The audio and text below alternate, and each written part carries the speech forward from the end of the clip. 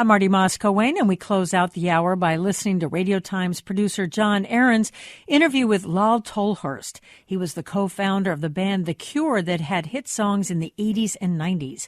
Tolhurst's new memoir is called Cured, The Tale of Two Imaginary Boys, which recounts his childhood friendship with the band's frontman, Robert Smith, the start of the band, and their rise to international success. Email us and tweet us with your comments and listen.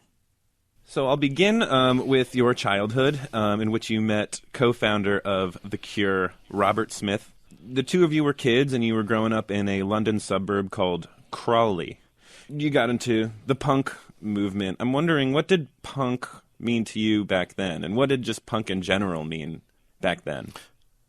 Well, I think, you have to look at the times, and when we were growing up in the mid-'70s, the predominant music scene where we were was really either disco or really overblown sort of prog rock, and neither genre sort of resonated with the three young guys from suburbs. So I think what happened was the punk thing gave us the permission to be what we wanted to be.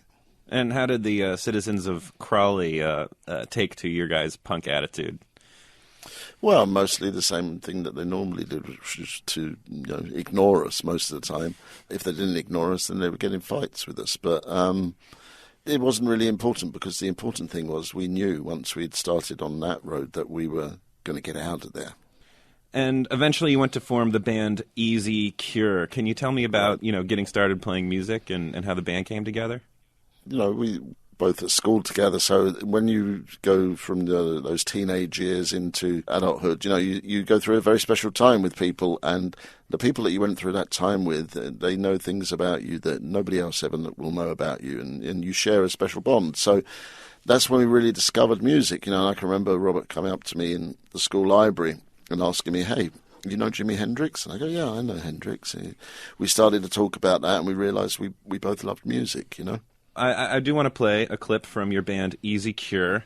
This is before you called yourselves just The Cure. It's a demo called I Just Need Myself. I haven't heard that for a very, very long time. What's striking to me is we can actually play. Yeah. Which we were only like 15, 16, something like that. But yeah, no, we can play. So, that was quite a revelation to me to hear that. You guys changed your name to The Cure and had a bit of a lineup rearrangement. I'm going to play a demo version of the song Killing an Arab. The studio version would eventually come up on your first official record, Three Imaginary Boys, but this is the demo version of Killing an Arab. I was standing on the beach with a gun in my hand. So there's a few things going on there I'd like to ask you about. Obviously, the words killing an Arab. I'll get to that in a little bit. But also, that was only recorded a year after that sort of straight-ahead punk that we heard from Easy Cure. So right. I think the question is really why not? For us with The Cure, we were never chained to one particular fashion or style, not our whole career. So it's more a question of why we wouldn't change, why we wouldn't do different things. We never sort of thought, we have to be this type of band or that type of band. We just went ahead and played what interested us every time. It's also less heavy. It's less driving. Do you think that bringing it down, toning it down, letting Robert be a little softer in his singing, did that speak to your guys' personality and what you were trying to accomplish with the music? Well, yeah, obviously. I mean, a lot of bands when they first start, the first thing they do is pick, somebody that they like, an artist that they like, and try and write songs in that style. For us, it was a rather different process where you would go, okay, what don't we like, and we're gonna leave all those things out. And what we were left with is what we used. I mean, it's obvious to me in the track you played earlier that we are playing more sort of a, it's punky, but it's more sort of straight-ahead rock, and we wanted to leave some of those elements out because we didn't really find that they suited how we felt. Because one of the things I think The Cure was responsible for is giving people permission, especially young men, to be a little bit more sensitive, you know, and be able to express that emotional side of them without just being, misogynistic or whatever, So getting to the lyrics, killing an Arab, they were controversial at the time, they're controversial now. Can you explain where that came from? Well, it has absolutely nothing to do with killing anybody or any kind of racist idea. It comes from a book called L'Étranger, The Stranger by Albert Camus, French existentialist writer.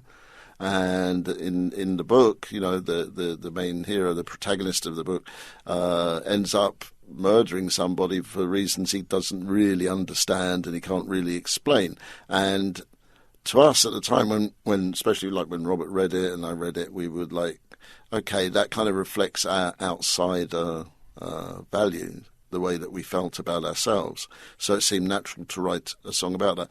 It's unfortunate that various elements, you know, of society have taken it in the wrong way completely. And The Cure are on tour right now worldwide, and they're not playing the song at the moment for that reason, I would imagine. Mm-hmm.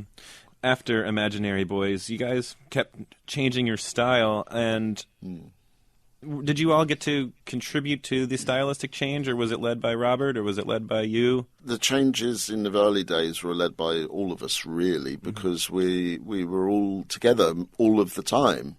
I mean, this sounds like it was a democracy of a band.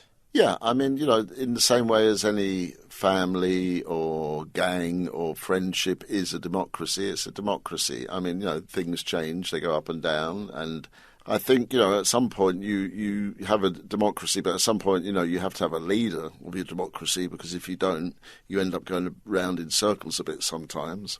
So, you know, at one point we elected Robert as the leader, since he's the singer as well, and you know, if he's got to sing certain things, well, then you've got to feel comfortable singing them. So, therefore, you know, he would have the final say on a lot of stuff like that. But, you know, it did all come from all of us as well.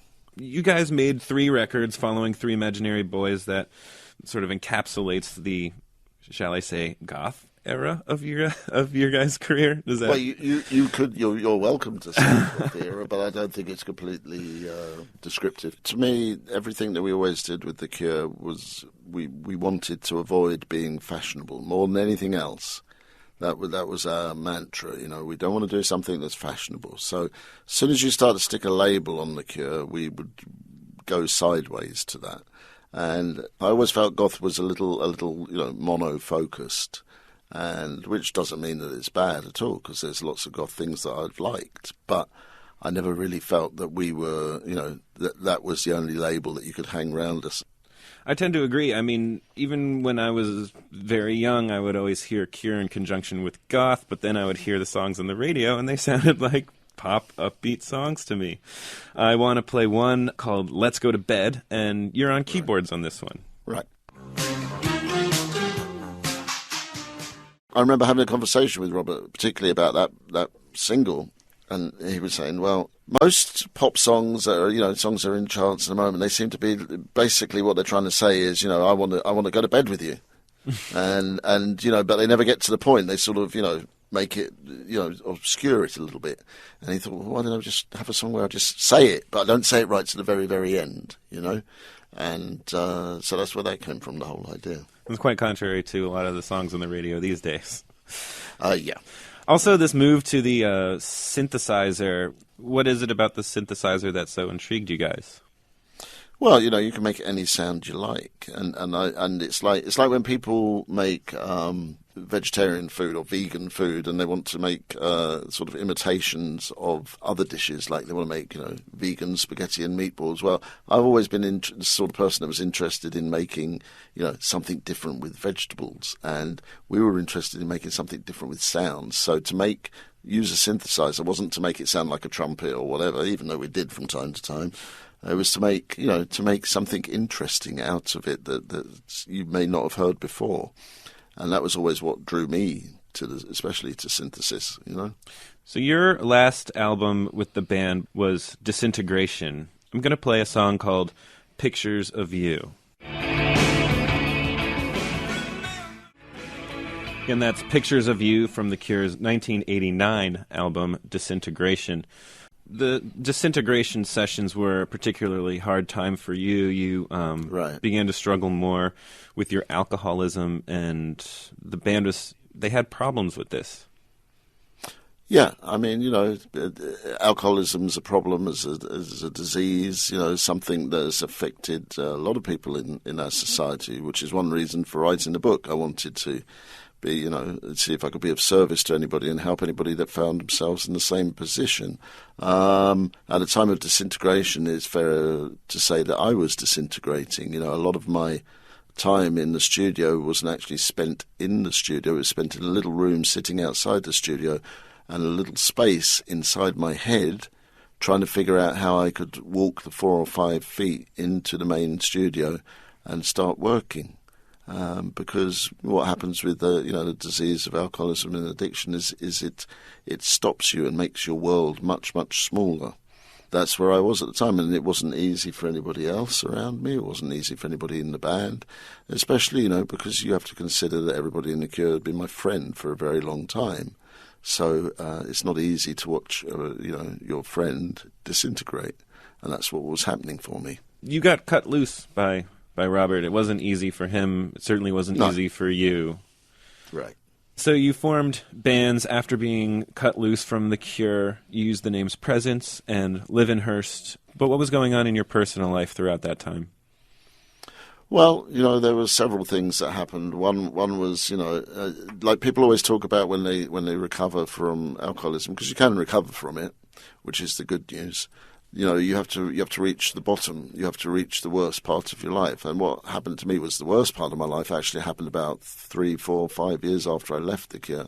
And I decided that I should take this big court case out and take everybody that I'd worked with to court because, I guess what I really wanted at the back of my heart was some kind of recompense, some kind of revenge. And it was really the worst decision of my life because all it did was alienate people more and alienate myself. Out of that, I really found the solution that I was seeking, and I found a way out of my alcoholic problems and became whole again and recovered. And after that, everything that had gone wrong started to correct itself and culminated really in the end with Robert and I and everybody else in The Cure getting back together again to play some shows in 2011. Thank you, Lol Tolhurst, for joining us on Radio Times today. You're most welcome.